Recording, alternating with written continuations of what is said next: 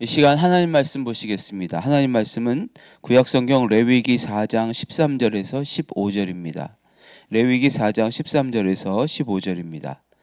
만일 이스라엘 온 회중이 여호와의 계명 중 하나라도 부지 중에 범하여 허물이 있으나 스스로 깨닫지 못하다가 그 범한 죄를 깨달으면 회중은 수송아지를 속죄제로 드릴지니 그것을 회막 앞으로 끌어다가 회중의 장로들이 여호와 앞에서 그 수송아지 머리에 안수하고 그것을 여호와의 앞에서 잡을 것이요. 아멘. 오늘은 레위기 4장을 중심으로 속죄제의 규례에 대해서 말씀을 나누겠습니다. 특별히 속죄 중에서도 하나님의 계명을 부지 중에 실수로 어기는 죄를 범했을 때 드리는 속죄제에 대해서 하나님이 말씀을 주셨는데 요것에 대해서 나누겠습니다. 알고 지었든지 모르고 지었든지 죄는 하나님과 우리 사이를 오염시킵니다. 그럴 때 하나님께서는 속죄제를 통해서 그 오염된 죄를 정결하게 씻어내고 하나님이 다시 임재하시고 거하실 수 있도록 영적인 청소를 하라고 그렇게 하셨어요. 먼저 4장 2절을 한번 읽어보겠습니다. 이스라엘 자손에게 말하여 이르라 누구든지 여호와의 계명 중 하나라도 그릇 범하였으되, 여기서 그릇 범하였으되라는 말이 이 히브리어로 비쉐가가인데 실수로 알지 못하는 사이에 혹은 뭐 연약함으로 말미암아 이런 뜻을 가지고 있거든요. 그러니까 우리가 오늘 읽은 13절에서도 부지 중에 범하였을 경우 뭐 이렇게도 말씀하셨는데 계속 다 똑같은 말을 계속 반복하고 있어요.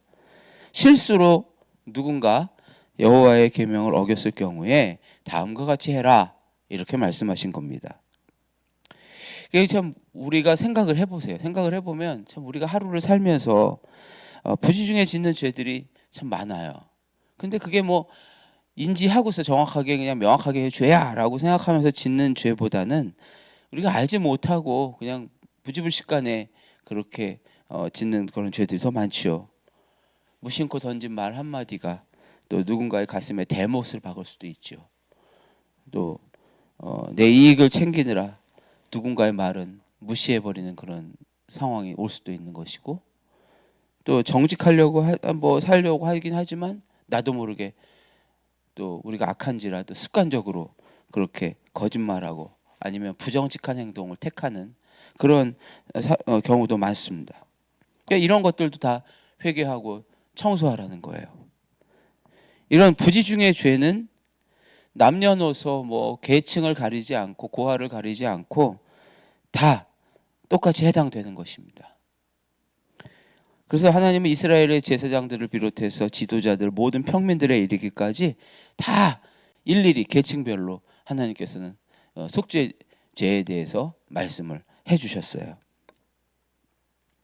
그리고 이 속죄제는요 반드시 하나님 앞에 올려드려야 되는 의무제라고 하셨어요. 그러니까 소제나 화목제 같은 경우는 자원에서 기쁨으로 막 올려드리는 그런 제사죠. 어제도 제가 화목제에 대해서 말씀을 나눴는데, 그런데 이 속죄제는 자원하는 게 아니고 반드시 드려야만 하는 의무적인 제사였습니다. 그러니까 죄 문제를 해결하지 않고는 하나님 앞에 설 수가 없기 때문에 그렇습니다. 이 속죄제 제사를 이렇게 오늘 레위기 4장을 쭉 읽어보면 굉장히 좀 엄격하게 말씀하신 것처럼 느껴져요. 그러나 사실 제사를 드리라고 하신 이유와 또 그 뜻을 보면 하나님께서 참 우리의 연약함을 이해해 주시는구나 하는 그런 사랑과 배려의 마음을 느낄 수가 있어요. 우리가 연약하기 때문에 자꾸 실수하고 중심을 잃고 넘어지잖아요. 비틀거리고.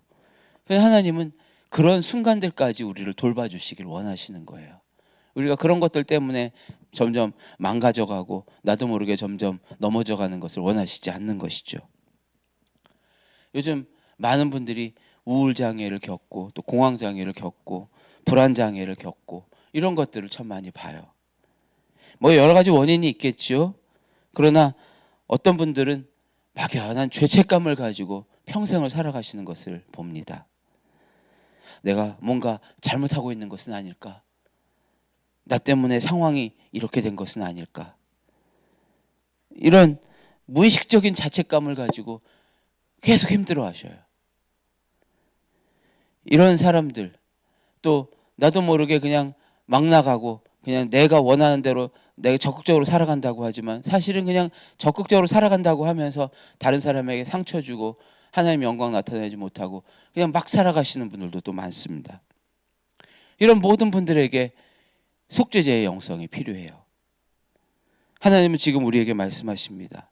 네가 알지 못하고 네가 인지하지 못했던 그런 상황 속에서 일어난 모든 죄들, 그것들을 가지고 내게 나아오라. 괜찮아, 가지고 와. 다 가지고 와라. 내가 너희의 죄를 씻어주겠다. 그리고 그것을 정리하고 나와 함께 같이 동행하며 살자. 그렇게 말씀하시는 거예요. 살다 보면 참 부지불식간에 누군가의 그런 공을 가로채는 경우도 생기고 무시하는 경우도 생길 수 있고 다른 사람을 짓누르고 그렇게 살아가는 그런 경우도 있습니다. 가족끼리 또 가정에서 또 피곤하다는 이유로 가족의 눈빛을 외면하게 될 수도 있겠지요. 작은 거짓들을 행하게 되고 우리가 이건 정말 어쩔 수 없어라고 생각하는 그런 일들이 점점 쌓여갈 때가 있어요. 작은 그런 빗나감들이 쌓여갈 때에 점점 그것들이 우리의 영혼을 무겁게 해요. 작은 어쩔 수 없는 일들, 작은 거짓들 때문에 우리 영혼이 자꾸 위축돼요. 어느새 나도 모르게 위축되고 하나님과 멀어지죠. 하나님은 우리가 이런 작은 죄악들, 작은 부분들까지도 깨끗함을 입기를 바라시고 진정한 자유의 생활을 하기를 원하시는 것입니다. 속죄제의 영성은 참된 자유를 찾게 도와주시는 은혜예요.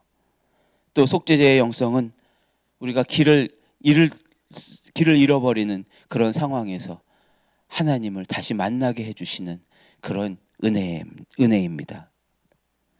세상은 작은 실수 하나에도 막 우리를 비난하고 우리를 정죄하려고 하지만 하나님은 그러시지 않으세요. 우리가 알게 모르게 죄 속에서 자꾸 힘을 잃어가죠. 점점 처음에 뭐 큰 죄 때문에 힘을 잃어가는 게 아니에요. 작은 죄들이 쌓였을 때 힘을 잃어가는 거예요. 그러나 그런 것들이 자꾸 어깨를 짓누르고 또 마음이 무거워지고 그럴 때 나도 모르게 힘을 잃어버리죠. 하나님 우리를 잘 아세요. 그리고 우리의 문제를 해결해 주기를 원하십니다. 오늘 이 새벽에 속죄제의 영성으로 하나님 앞에 나아가시기를 바랍니다.